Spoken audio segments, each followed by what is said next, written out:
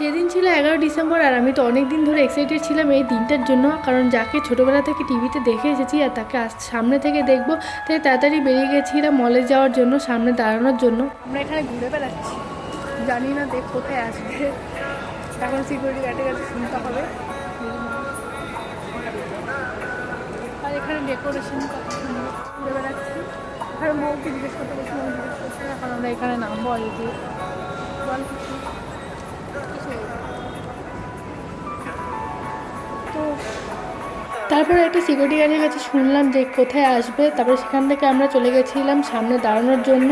আর আমরা এখানে সামনে দাঁড়ানোর জায়গাও পেয়ে গেছিলাম। পরে যখন দেখলাম যে এতটা ভিড় হয়ে গেছিলো, আর সেই সময়টা চলে এসেছে যাকে দেখার জন্য এতক্ষণ ওয়েট করেছিলাম, এই যে সেই মানুষটা।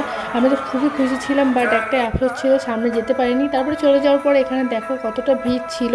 পরে আমি একটা পুলিশের কাছে জানতে পারি যে দেব তখনও যায়নি, তাই জন্য অনেকক্ষণ দাঁড়ানোর পরে আবার একটু দেখতে পেয়েছিলাম।